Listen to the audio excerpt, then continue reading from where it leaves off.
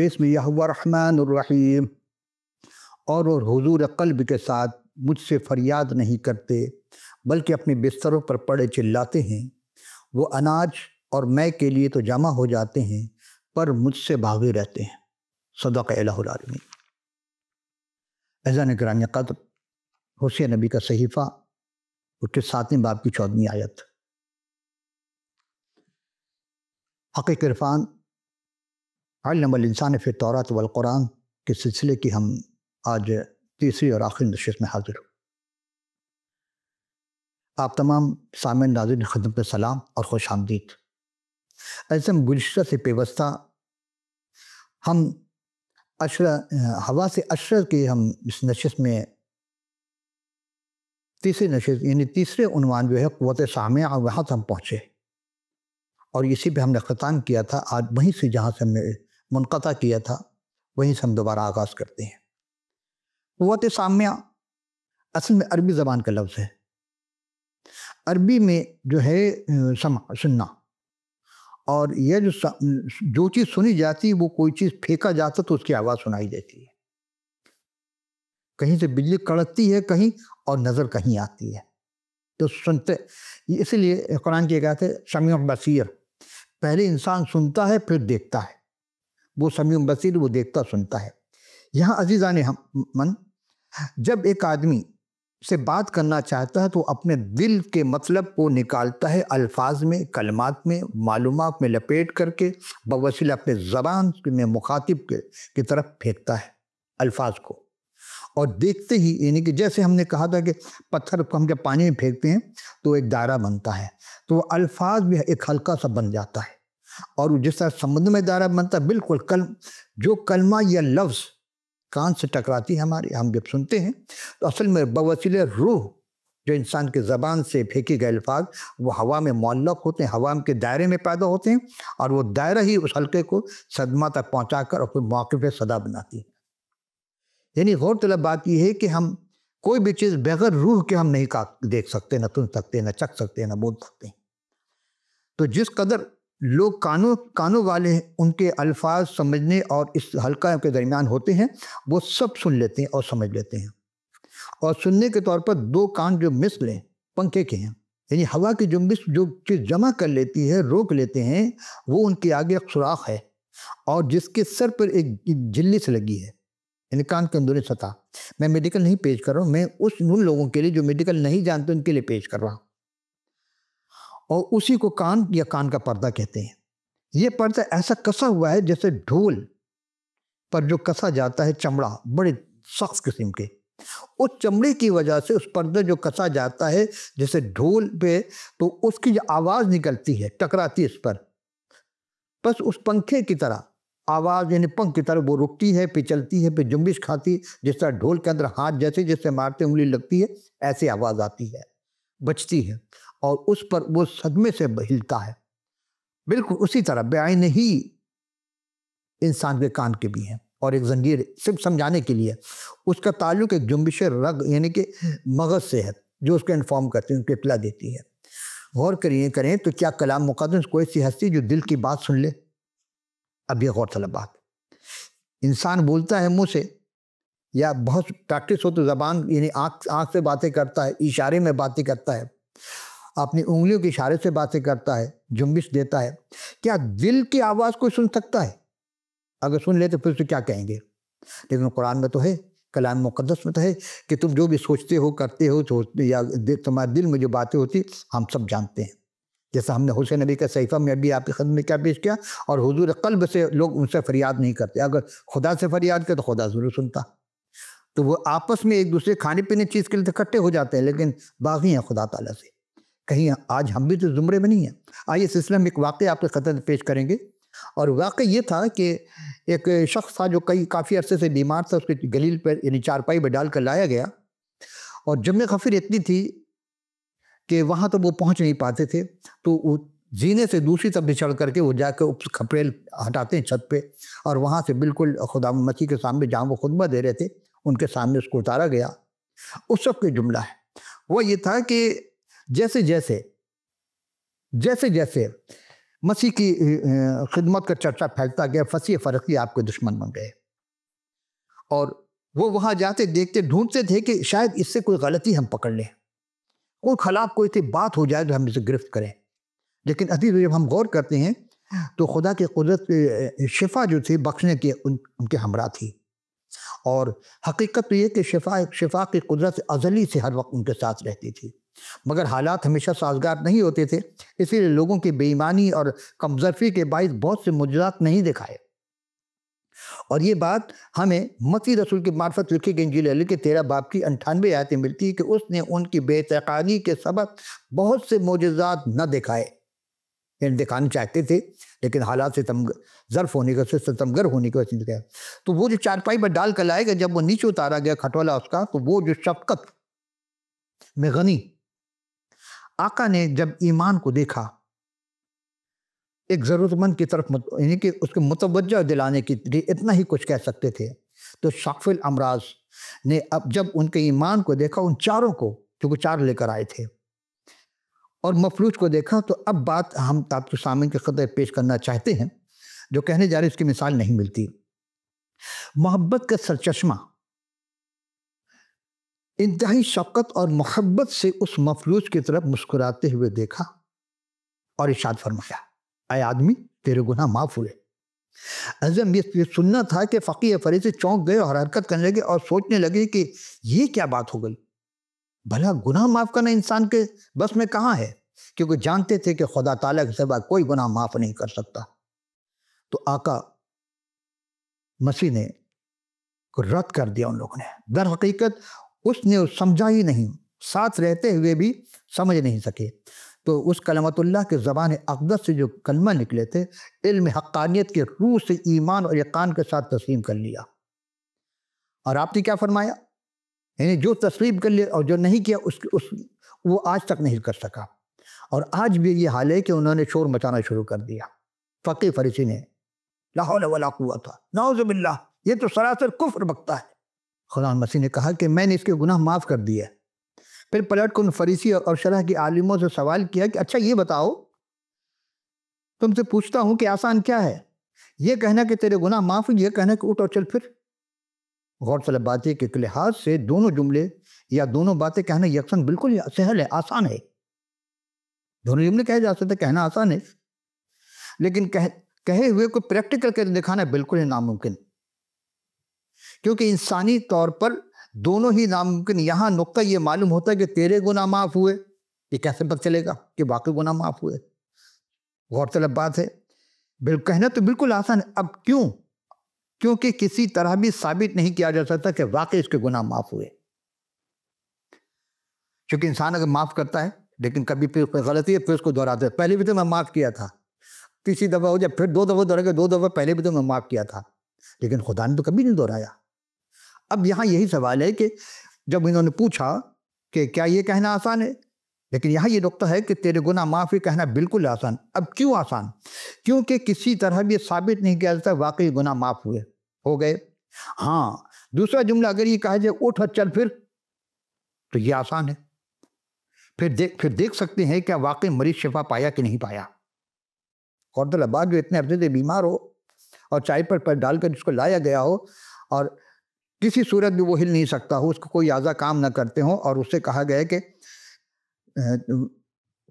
اٹھ اور چل پھر، تو پھر یہ دیکھنا ہے کہ سب دیکھ سکتے ہیں واقعی مریض نے شفا پائی کہ نہیں، یعنی شفا یاب ہوا کہ نہیں۔ اچھا جو فریسی تھے وہ دیکھ نہیں سکتے تھے کہ اس کے گناہ معاف ہو گئے، اسی لیے ازلی اور حقیقی جو طبیب تھے، جو معجز نما تھے، جو معجزہ دکھایا جا سکتا تھا، وہ دیکھ سکیں، اور جس کی وجہ سے تو ثابت ہو جائے کہ واقعی اس شخص سے گناہ معاف ہو چکے ہیں۔ کیسے؟ جب اٹھ کے چلنے پھرنے لگے گا۔ تو لسان اللہ، زبان اقدس سے نکلے ہوئے الفاظ کہ چل پھر، اٹھ اور چل پھر، یعنی اٹھ اور چلنے کے مطلب ایک اٹھ گیا تو اس کی رگ اور نس میں ایک ایک آرگن میں جو خون کے نسیں تھیں اس میں خون جاری ہو گیا۔ اب جب جاری ہو گیا، لیکن اس لیے کیا کہا تھا انہوں نے 24ویں آیت میں، ملک الگ کا 5ویں باب 24 آیت میں، اس لیے کہ تم جانو کہ ابن آدم کو زمین پر گناہ معاف کرنے کا اختیار ہے۔ مقصد یہ ہے کہ زمین پر جو گناہ معاف کروانا چاہتا کروا سکتا، آسمان پر کوئی بھی کسی کا گناہ معاف نہیں کر سکتا۔ کوئی سفارش آسمان پہ کام نہیں آئے گی حشر کے میدان میں۔ جس کو بھی گناہ معاف کرنا ہو، زمین پر گناہ توبہ کر کے اپنے گناہ معاف کرا سکتا ہے، اپنے گناہ سے توبہ کر سکتا ہے، ایمان لا کر کے ابد زندگی کا وارث بن سکتا ہے۔ عزیزان گرامی، اس لیے کہ ابن آدم کو گناہ معاف کرنے اختیار ہے، زمین پر گناہ معاف کرنے اختیار ہے۔ ابن آدم کا لقب کیوں استعمال کیا؟ حضور مسیح بشریت، کامل بشریت پر زور دیتے ہیں کہ ایک مفہوم ہے کہ ہم سبھی ابن آدم ہیں، لیکن یہاں ابن آدم کا لقب جو مسیح کو باقی تمام آدمیوں سے جو گزر گئے، جو آنے والے ہیں، ان سب سے بالکل ممیز کرتی ہے، الگ کر دیتی ہے، کرتا ہے۔ اور ایسے آدمی جو خدا تعالیٰ کے دل کے مطابق ہو، وہ اخلاقی لحاظ طور پر دکھ اٹھائے گئے، یعنی وہ دکھ اٹھائیں گے، اپنا خون بہائیں گے، مر جائیں گے، تیسرے دن مردوں میں سے جی اٹھیں گے اب خود، اور پھر وہ صعود سماوی ہوں گے، اور جن کی ساری کائنات میں سرداری دی جائے گی۔ عزیزان گرامی، ہوا شافی الامراض نے کہ الفاظ نے مفلوج کے چلنے پھرنے کوئی اثر نہ ہو، اس کے مردہ رگوں میں جان ڈال دی، قوت عطا کرتی۔ اب اگر حکم کی فرما برداری میں وہ مفلوج اٹھ کر کھڑا ہو جائے تو پھر ماننا پڑے گا کہ اس کو گناہ بھی معاف ہو گئے۔ اگر کھڑا نہ ہو تو اس کا مطلب اس کو گناہ معاف نہ ہو گئے۔ دیکھیں عجب بات ہو رہی ہے جی، بالکل احکم الحاکمین کے حکم کی فرما برداری میں وہ مفلوج اٹھ کھڑا ہوا۔ جب آپ نے مخاطبوں کو، مریض کو، اس کے مفلوج کے کہا اٹھ اور اپنے گھر جا، ان چارپائی اٹھا، اور وہ اٹھ کھڑا ہوا اور اپنی چارپائی اٹھا کر خداوند کی تعریف و تمجید و تحلیل اور شکر گزاری کرتا ہوا اپنے گھر چلا گیا۔ عزیزم، سوال یہ ہے کہ اچھا، اب سب سے پوچھنا چاہتے ہیں کہ سنی جاتی ہیں یا دیکھی جاتی ہیں، اس کا اثر کیا ہوا؟ وہاں جو موجود لوگ تھے، جتنے بھی افراد تھے جو واقعی سمجھتے ہیں کہ آپ خدا تعالیٰ کی تنبیہ کرنے لگے، اور وہ اقرار کرنے لگے کہ ہم نے ناقابل یقین باتیں دیکھی ہیں۔ کیا دیکھی؟ مفلوج کے چلتے ہوئے دیکھا، لیکن گناہ معاف ہوتے ہوئے نہیں دیکھا۔ تو جب شفا پا گیا تو اس کا مطلب گناہ بھی معافی، یعنی گناہوں کی معافی کا اعلان اور اس معافی کا ثبوت کرنے کے لیے معجزہ، دونوں باتیں دیکھیں۔ عزیزم، سوال یہ ہوتا ہے کہ مذہبی علماء جو شریعت کے روح سے ہی جانتے تھے، یعنی کہ گناہ معاف کرنے کا اختیار صرف خدا تعالیٰ کے پاس ہے، اسی لیے انہوں نے دل میں کہا تھا، تو ملائکہ کائنات نے مسیح سے کیسے پتہ چلا کہ وہ دل سے کہہ رہا ہے؟ دل کی باتیں کیسے سن لی؟ سوال یہ تھا۔ دل کی بات کوئی نہیں سن سکتا۔ دل کی دھڑکن تو ڈاکٹر آلے لگا کے سن سکتے ہیں، لیکن دل کی بات کوئی دل میں سوچ رہا ہو، دل میں یاد باتیں کر رہا ہو، تو کیسے سمجھ میں آئے گی؟ یہاں ہم دیکھتے ہیں دراصل وہ جو کلام ہم نے آپ کو خدمت پیش کیا تھا کہ کلام کی دو قسم ہیں، ایک صامت، ایک ناطق۔ صامت یعنی کہ لکھا ہوا جو ہوتا ہے وہ صامت ہے، خاموش کلام ہے، اور جو بول رہا ہوتا ہے وہ ناطق کلام ہے۔ تو کلام صامت خاموش کلام، اور کلام تحریری شکل میں ہو بہو ایک نفس صامت اور ایک نفس ناطق ہے۔ کلام ناطق، نفس ناطق ہوا، اور بعین ہی نفس ناطق نے جب بولا تو نفس وہاں تھا، اور نفس ناطق کو معلوم ہو جاتا ہے کہ فلاں شخص نے یہ سوچا ہے، اور پھر اس کا ازل میں یہ کیوں؟ اس لیے کہ ازل میں کلام تھا، یہ کلام ازل سے ہے، کہاں تھا؟ خدا کے ساتھ تھا، اور یہی کلام جو خدا کے ساتھ تھا، قرآن اسی کو کلام اللہ یا کلمت اللہ کہا۔ بس جب کوئی پوچھتا ہو کہ خالق اکبر نے ہم انسانوں کو کلام ناطق یعنی نفس ناطق بنایا، تو کیا اپنے گناہ کا اقرار کر کے، توبہ کر کے، ایمان و یقین کے ساتھ اس کی اس حکمت پر فکر کر کے سجدہ کرنے چاہیے یا نہیں؟ یہ فیصلہ آپ کے ہاتھ میں ہے۔ از ہم چوتھے قوت ظاہر کی طرف جانتے ہیں، خمسہ کی طرف، چوتھی بات قوت ذائقہ، چکھنے کی قوت صرف زبان سے خدا تعالیٰ نے رکھی ہے۔ جبکہ کوئی بھی چیز زبان پر آتی ہے تو اس سے اجزا یعنی تھوک میں اس چیز کو شامل ہو کر کے گلتے ہوئے، اور اسے حس کے وسیلے سے وہ شے کو، یعنی مزہ، اس کا ذائقہ کیا ہے، حس کیا ہے، کیسا ہے، معلوم ہو جاتا ہے کہ وہ کس کڑوی ہے، میٹھی ہے، ترش ہے، شیریں ہے، کیا ہے۔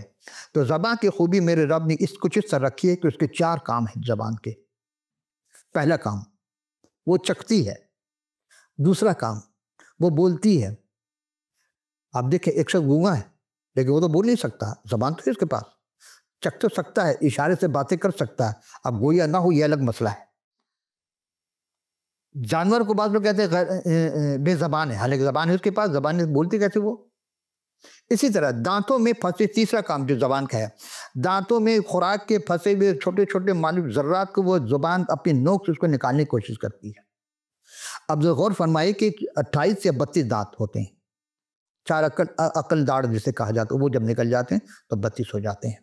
تو دندان کے درمیان میں ایک زبان ہے، اگر کبھی بھی دانت، یعنی دانت کے درمیان ایک زبان ہے اور وہ زبان اگر آ جائے تو دانت سے کچل کر رکھ دیتی ہے۔ غور کیا ہوتا ہے سب کے ساتھ؟ ہاں، رعایت نہیں کرتی، زخمی کر دیتی، ایسا ہوتا ہے۔ لیکن کبھی آپ نے، یعنی زبان نے دانت سے کبھی دشمنی نہیں کی۔ اور کئی بار ہوتا عزیزو، زبان تو حکم کے پابند ہے، پالنہار ہے، خدا نے جو حکم دیا وہی کر رہی ہے۔ آئیے ہم کلام کے رموز کو سمجھیے کہ جب سب کو معاف کر دو تو جو تمہارے ساتھ زیادتی کرے تم اس سے محبت کرو، یہ کلام ہے مسیح کا۔ کیونکہ زبان شکم مادر سے جنم لیتی ہے، فلسفہ زبان کا کہاں ہے؟ جسم کے ساتھ زبان شکم مادر سے جنم لیتی ہے، دانت نہیں، کیونکہ دانت مہمان ہے، مہمان اداکار کے طور پر۔ عزیزان گرامی، جب 2 سال سے بچے کے دانت نکلنے شروع تو اس کو دودھ کے دانت کہتے ہیں، اور 6 سے 8 سال کے درمیان جب وہ دودھ والے دانت گرنے لگتے ہیں، پھر وہ پکے دانت نکل آتے ہیں اور یہ عمر کے حصے تک رہتے ہیں، پھر ایک وقت آتا ہے وہ دانت گرنے چلے جاتے ہیں، یعنی ایک ایک کر کے سب دانت ساتھ چھوڑ جاتے ہیں، اور عمر کے آخر زبان تو شکم پہ اور شکم مادر سے شکم قبر تک ساتھ رہتی ہے، بشرطے کہ اس کو کوئی نہ کاٹے۔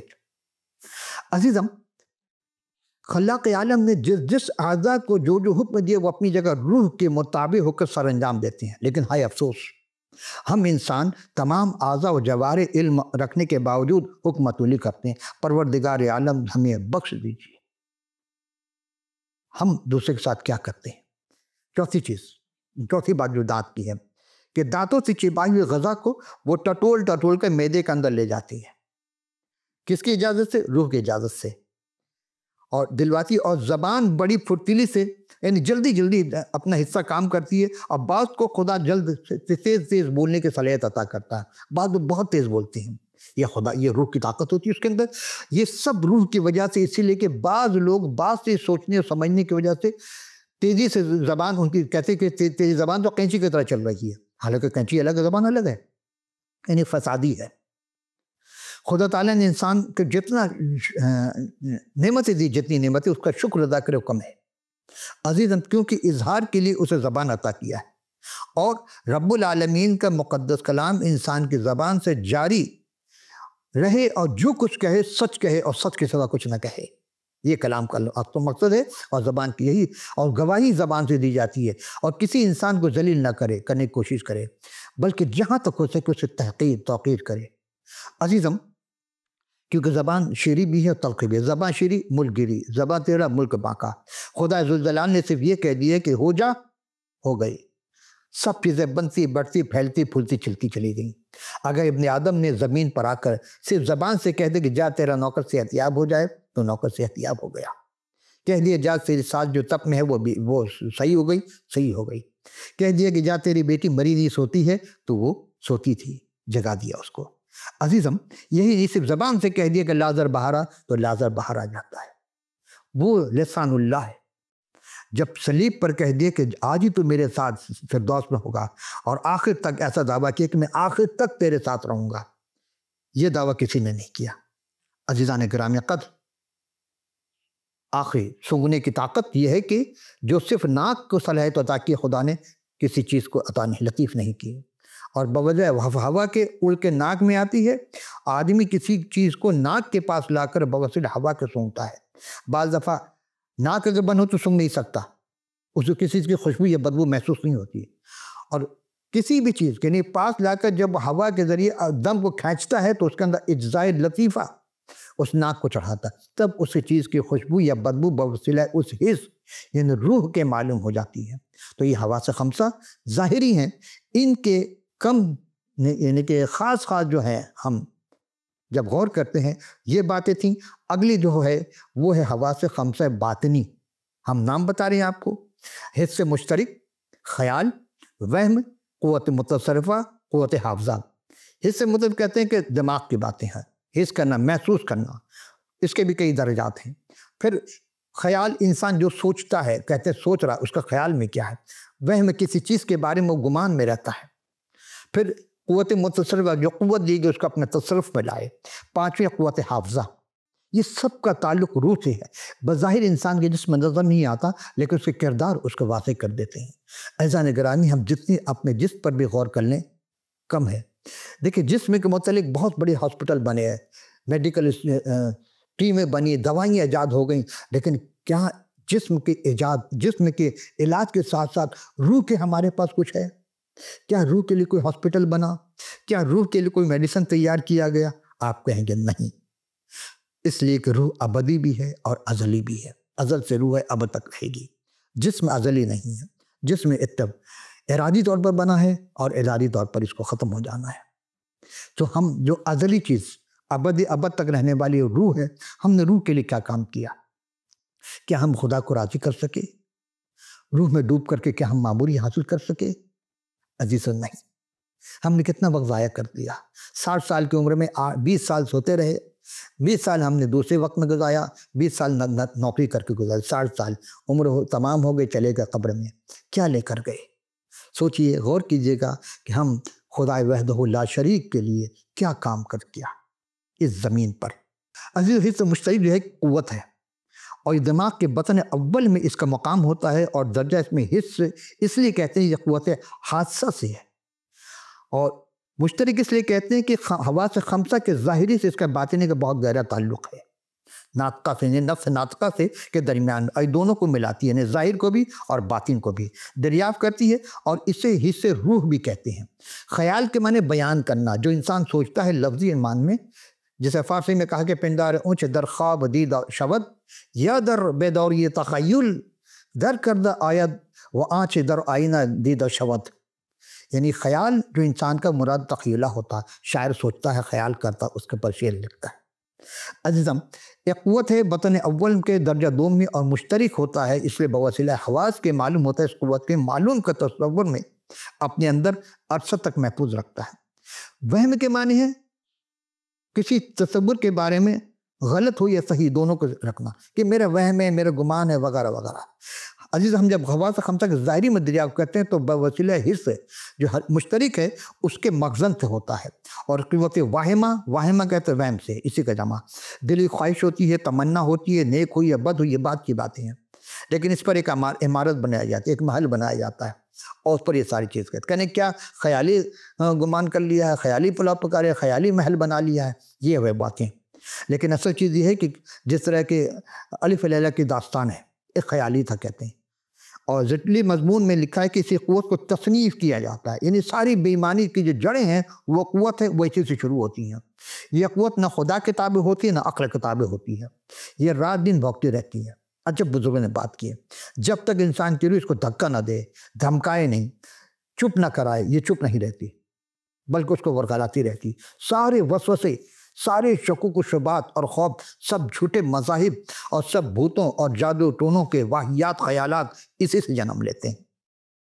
اور پھر بزرگ کہتے ہیں اسی نے بعض آدمیوں کو دہریہ یا بعض کو ہماوسط بولنے والا اور قسم قسم کے واہیات آدمیوں کے خیالات کو بھر کر کے صاحب علم قرار دے دیا، انہوں نے اپنے بہت کو سمجھ لیا ہے۔ عزیزم، صاحب علم آدمی ہے، لیکن ایمانی عقائد کے بارے میں جاہلوں سے بھی زیادہ وہ ختم ہو چکا ہے، یعنی واثق ہو گیا، پختہ ہو گیا جاہلوں کی طرح، لیکن کیا ڈگری بہت اس کے پاس۔ ہم جب غور کرتے ہیں ہمارے ایسے یقین نہیں ہوتے، اس کا سبب یہ ہے کہ ہمیں جاننا ہوگا کہ ہمیں خدا کیا کرنا چاہتا ہے۔ تو وہ قوت جو حیوانات میں ہے وہی قوت ہے یہ، اور خدا چاہتا ہے حیوانی قوت کا استعمال نہ ہو بلکہ انسانی قوت کا ہو، اس کے کلام کے ذریعے حاصل کی جائے۔ عزیزم، چوتھی سے قوت متصرفہ، جو قوت خیالات کو الٹ پلٹ کر نتیجے نکالتی ہو۔ خیالات تو ہے لیکن دیکھنا ہے وہ کیسا ہے۔ اصل میں بطن دوم کا درجہ اول ہے، ہم نے شروع میں کہا تھا کچھ مشکل الفاظ آئیں گے، یہ نہایت خوب چیز ہے، اور یہ حیوانی قوت سے بالکل متصرف ہے، بلکہ نفس ناطقہ اس سے بہت پرورش پاتی ہے، اس سے انسان کا فیض پہنچتا ہے، اس سے خدا کی راہ معلوم ہوتی ہے، اور تفکر میں تدبر میں اس کا اعلیٰ مقام ہوتا ہے. اسے قوت متقلہ بھی کہتے ہیں. اور شکر گزاری ہوتی ہے. آخر قوت حافظہ. آخری بات پھر ہم آپ سے زیادہ چاہیں گے کہ حواس عشرہ میں حواس باطنی کے آخری خمسہ کے آخری میں حواس آتا ہے. اسے قوت حافظہ کہتے ہیں. یہ بطن کے سوم اور اول درجے میں آتی ہے. اور تصور خیالیہ کے واقعات ہو، ایسی باتیں ہو جو خدا کی طرف سے، وہ دماغ مخزن ہے، خزانہ ہے، اور جب چاہتا ہے اس میں سے نکال لیتا ہے. لیکن مثلاً کہ ایک شخص کو دیکھا 50 سال کے بعد جب دیکھا، اب وہ شخص وہ ہمارے 50 سال 20 سال پرانے ذہن میں ہے. اب جب آئے تو تبدیلی ہوگی، پہچاننے دشواری ہوتی ہے. اس کو کہتے ہیں حافظہ. آپ حافظ قرآن کو دیکھ کے پڑھتے پڑھتے وہ کہیں سے کہیں پہنچ جاتے ہیں. جب آیت مسئلہ ایک ساتھ ہو، ایک ملتی جلتی آیت ہو تو غلطی ہو جاتی ہے. اسی طرح ہم جب دیکھتے ہیں کہ اس میں سب سے ممتاز چیز عدل حاضل قیاس کی مثالیں یہ ہے کہ 5 قوتیں باطنی ہے اور 5 قوتیں ظاہری. باطنی قوت انسان کے چشم غور اور دکھائی دیتی ہے، اور اسی سے انسان اپنے تبدیلی پیدا کرتا ہے، روح کی معموری حاصل کرتا ہے، اور رتبہ اس کا بلند سے بلندتر ہوتا جاتا ہے، اور روح کی طرف جھکی رہتی ہے. روح کے جھکنے سے نظر آتی ہے کہ ایسی باتیں سے روح اور قوت اس کو امتیاز ملتی ہے. اگر یہ نہیں ہوگا تو پھر وہ روح کی قوت اس کے اندر نہیں ہوگی، کوئی اور قوت کام کر رہی ہوگی، اور روح سب قوت پر حاکم رہتی ہے. اب غور کیجئے کہ ہمارے اندر کون سی قوت کام کر رہی ہے، ہم کس قوت کے تابع ہیں، روح کی قوت کے یا بدروح کی قوت کے. آپ اس کو 2 نام دے سکتے ہیں. وآخر دعوانا ان الہی عالمین. آج کی یعنی حواس عشرہ کی دونوں نشست، تیسری نشست میں ہم نے دونوں قوت آپ کی گفتگو کی. کوئی بھی بات ایسی جو آپ کے ذہن میں گراں گزری ہو، اور مزید معلومات اگر آپ کو چاہیے تو آپ کی کتاب مقدس آپ کے پاس ہونا لازمی ہے. اگر نہیں ہے تو اسکرین پر دکھائے گئے پتے پر، یعنی واٹس ایپ، ای میل اور ٹیلی فون نمبر، اسکائپ، فیس بک، جو بھی آپ لیں، آپ اپنا پورا پتہ ہمیں لکھ بھیجیے گا. ہم کتاب مقدس فی سبیل اللہ کی خدمت میں ارسال کر دیں گے. تو اگلی نشست میں نئے سوالات کے ساتھ، نئے عنوان کے ساتھ پھر حاضر ہوں گے. اس وقت کے لیے اجازت. خدا حافظ و ناصر.